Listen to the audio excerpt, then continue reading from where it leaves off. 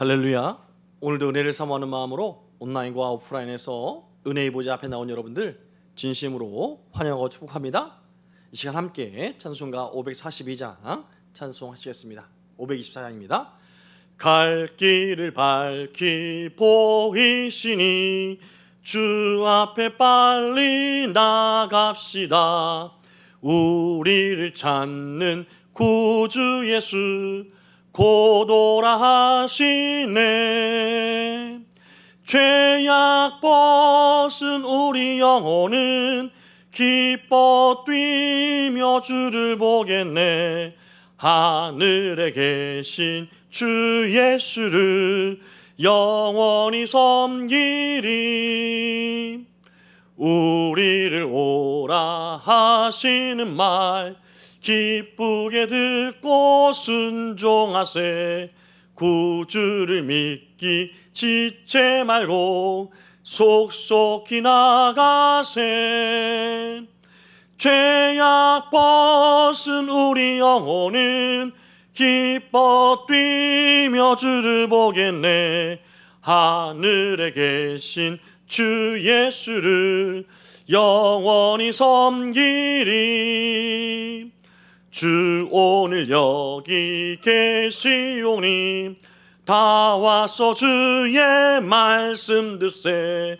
듣기도 하고 생각하니 참 진리시로다.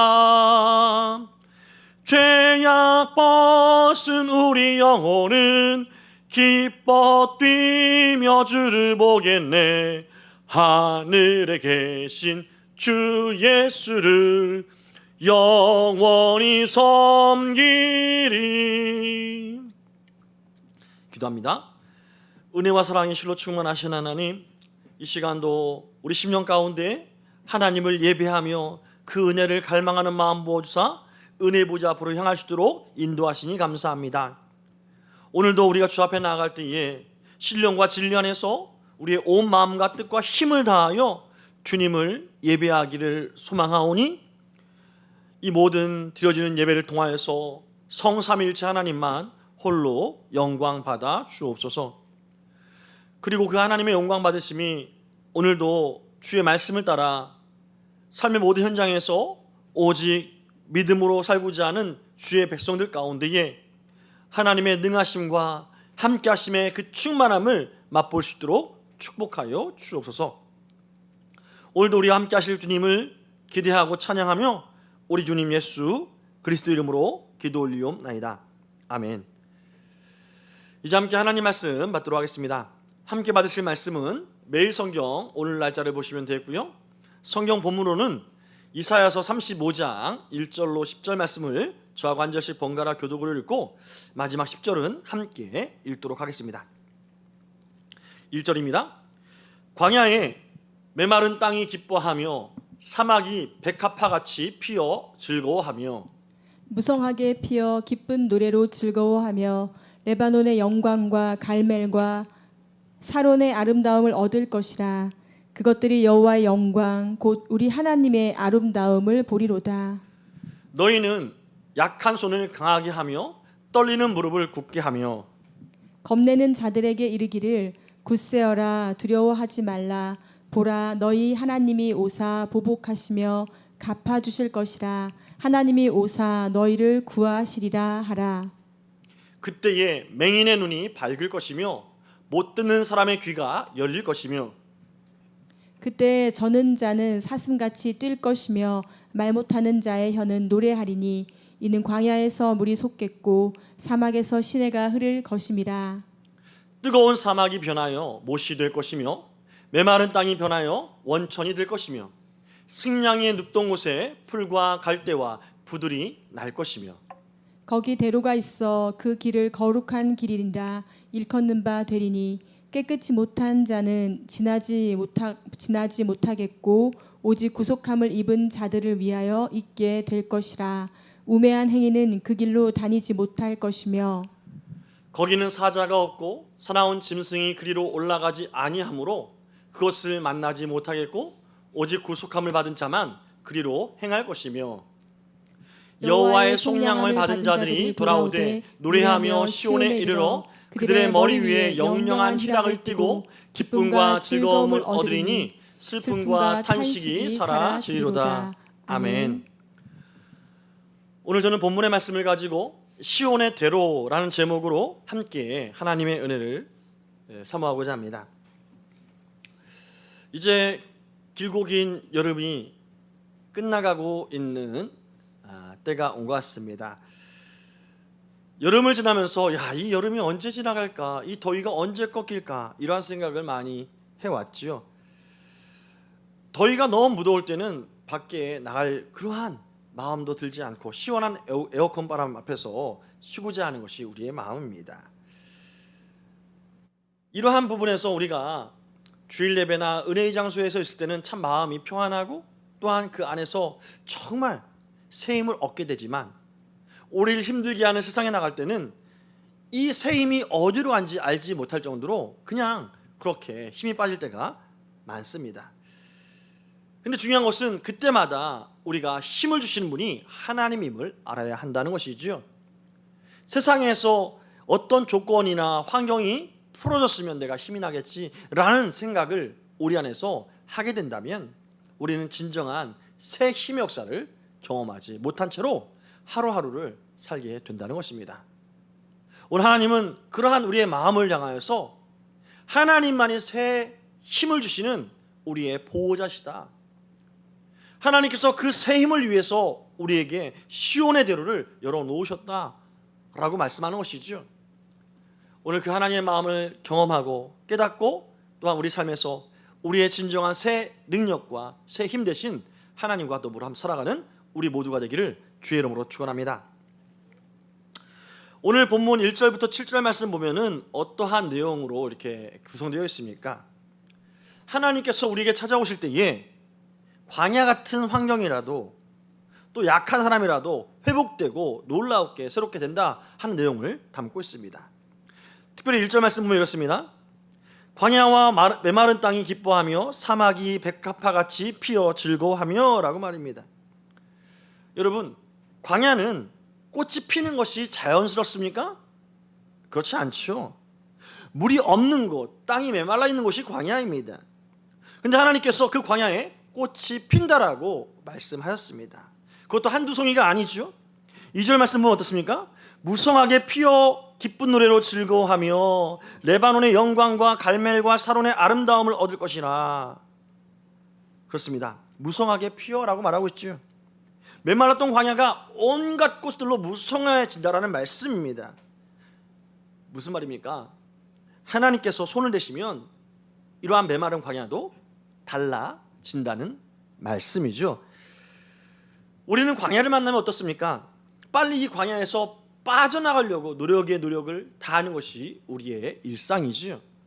그리고 우리의 애절한 간절한 기도이기도 합니다. 하나님, 이 문제 빨리 치워주셨으면 좋겠습니다. 이 시간을 빨리 지나도록 하나님 역사해달라고 그렇게 기도하는 것을 그치지 않는 것이 우리의 기도지요. 근데 하나님께서는 때때로 광야를 없애기 전에 그 광야에 꽃을 피우신다는 말씀입니다. 다시 말해서 환경이 당장 바뀌지 않는데도 우리 마음 가운데 그 환경을 초월하는 소망의 기쁨을 주신다는 것이죠.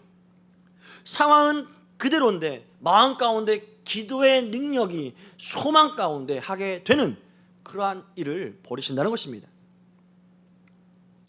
눈물이 아직까지 흐르지만 그럼에도 불구하고 그 눈물을 찬송으로 변하게 하신다는 것이죠. 그래서 믿음의 사람에게는요, 광야는 언제나 절망의 장소가 아니라는 것입니다. 하나님께서 언제든지 꽃을 피울 수 있는 그런 아름다운 땅이 될 수 있는 곳이라는 것이죠. 또한 하나님은 광야에 꽃만 피우는 것이 아니고 3절 말씀 보면 어떻습니까? 너희는 약한 손을 강하게 하며 떨리는 무릎을 굳게 하며 라고 기록하고 있습니다. 약한 손, 이 말은요, 히브리어 그 원뜻을 지역하면 힘이 쭉 빠져 늘어진 손이라는 의미를 갖습니다. 얼마나 힘들었으면 손에 힘이 다 빠지었겠습니까? 무릎이 흔들리는 거죠. 더 이상 앞으로 걸어갈 자신이 없는 겁니다. 이 말씀은 단순히 몸이 약한 사람의 이야기가 아니라는 것이죠. 너무 오래 버티다 보니까 마음까지 쭉 지쳐버린 사람의 모습인 것입니다. 처음엔 기도하지요. 그러면 또 기대하면서 기도합니다. 하나님 아시지요? 도와주세요. 이러한 기도가 한 달이 지나고 1년이 지나고 이 기도에 바라는 방향대로 이루어지지 않을 때에 우리는 어느 순간 기도의 손이 쭉 힘이 빠질 때가 있지 않냐는 것입니다. 하나님을 향한 기대감, 그것도 점점 흐려지게 되는 것이죠. 이제 언제 달라지기는 할까? 이러한 의심이 우리 가운데 마음을 놓고 합니다. 그런 사람들에게 하나님 말씀하는 것이죠. 4절 말씀 보면 어떻습니까? 겁내는 자들에게 이르기를 굳세어라, 두려워하지 말라. 굳세라는 거예요. 굳세라는 것은 어떤 의미냐면, 원어적인 표현으로 직역하면 내가 정신 차리고 강해져야 한다라고 말씀하는 것이 아니라, 왜 굳세해야 되는지, 너가 진짜 굳셀 수 있는 방법이 무엇인지 그것을 이어주는 그러한 말이란 것이죠. 왜 굳세게 됩니까? 이어지는 말씀, 보라 너희 하나님이 오사. 여러분, 바로 이것입니다. 우리가 다시 일어날 수 있는 이유, 하나님이 오시기 때문이라는 것이죠. 우리가 두려워하지 않아도 되는 이유, 하나님이 우리에게 오시기 때문인 줄 믿으시기 바랍니다. 백성들에게 힘이 있으니까, 너희 힘이 있으니까 조금만 힘내면 그 힘이 있을 거야, 이게 아니란 것이죠. 우리의 기대와 소망이 다 꺾어질 땐 우리의 손과 발에 힘이 사라지게 됩니다. 그런 우리를 향하여서 전능하신 하나님이 찾아오십니다. 우리가 하나님께 갈 힘이 없으니까 하나님이 우리를 찾아오시는 것이죠. 여러분, 바로 이것이 은혜인 줄 믿으시기 바랍니다. 성경이 항상 강조하는 것, 복음이 강조하는 것이 무엇입니까? 우리의 믿음을 회복하면 하나님 우리를 도와주실 거야. 내가 정말 정신 똑바로 차리면 하나님께서 나를 긍휼히 여기실 거야. 아니란 것입니다. 우리가 믿음이 없기에 하나님이 우리에게 은혜를 주사 믿음을 굳게 하시려고 찾아오신다는 것이죠. 우리가 무언가 할 수 있는 능력이 없기에 하나님께서 이 능력을 부어주시고자 우리에게 다가오신다는 말씀입니다. 그렇습니다. 그래서 오늘 성경은 다시금 우리에게 말하는 것이죠. 하나님이 오사 너희를 구하시리라. 할렐루야. 여러분, 하나님 오시면 어떠한 일이 일어납니까? 5절과 6절 말씀인데요, 그때에 맹인이는 눈에 밝아질 것이며 못 듣는 사람의 귀가 열릴 것이며 그때에 저는 자는 사슴같이 뛸 것이며 말 못하는 자의 혀는 노래하리니 이는 광야에서 물이 솟겠고 사막에서 진해가 흐를 것임이라. 못 보던 사람들이 보게 돼요. 못 듣는 귀가 열려요. 걷지 못한 사람들이 걸어가요. 그냥 걸어가는 것이 아니라 사슴처럼 폴짝폴짝 뜁니다. 말 못하는 사람들이 노래를 하죠. 여러분, 이 장면 어디서 많이 본 장면 아닙니까? 바로 예수님께서 이 땅에 오셔서 말하지 못한 여가 노래를 하고, 또 듣지 못한 이 보지 못한 시각장애인이 보기도 하고, 또 듣지 못한 사람들이 들어지는 일들, 또한 안진병이가 일어나는 일들, 얼마나 많은 사람들이 예수님의 그 능력으로 말미암아 살아나는 것을 우리는 복음서를 통해서 잘 보았던 것이죠. 그러니까 예수님께서 이 하신 일이 무엇을 보여주는 것입니까? 이사야가 오늘 예언했던 너희 하나님이 오사 너희를 구하시리라, 이 말씀이 이루어지는 것을 미리 예언하고 있다라는 것입니다. 정말 그 하나님이 우리에게 오신 것입니다. 여러분, 혹시 여러분의 살면서 손에 힘이 빠져 있습니까? 기도할 힘조차 없습니까? 앞으로 한 걸음 나가는 것이 두렵습니까? 억지로 내가 힘을 내야지 하는 것이 아니라 우리에게 찾아오신 그 하나님께 감사함으로 하나님 앞에 우리 마음을 여시길 바랍니다. 다시 힘을 내는 것은 우리의 능력이 아니라 우리에게 찾아오시는 하나님, 그 하나님을 영접할 때에 우리는 우리도 모르게 힘이 나게 되는 것이 있죠. 그 하나님이 우리 가운데 오사 우리와 함께 더불어 먹고 우리와 함께 더불어 사는 은혜 역사가 있게 된다는 것입니다. 그리고 8절부터 10절 말씀 보면 어떤 말씀이 나왔습니까? 하나님께서 그 백성, 구원받은 백성을 위해서 시온의 대로를 열어주신다는 그 내용을 담고 있습니다.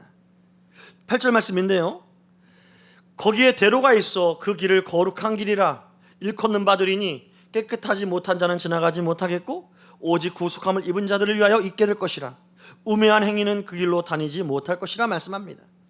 대로가 있을 것이다 라고. 이 대로는요, 좁고 희미한 오솔길이 결코 아닙니다. 이 히브리어 그 말 그대로 뜻을 살펴보면 잘 닦아놓은 큰 길, 마치 고속도로 같은 길을 말하는 것이죠.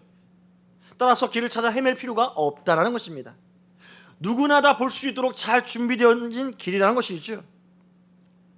저는 오늘 이 말씀이 참 은혜가 됐는데요, 그 대로에서 하나님은 백성들에게 시온으로 돌아오라 라고 말씀하지 않으시고 오히려 돌아갈 길도 만들어 주셨다는 것입니다. 이것이 바로 우리 하나님인 줄 믿습니다. 하나님은 야 와 이렇게 명령만 하시는 분이 아니라 우리가 오는 그 길이 힘들까 봐 큰 대로를 열어오신 하나님이란 것이죠.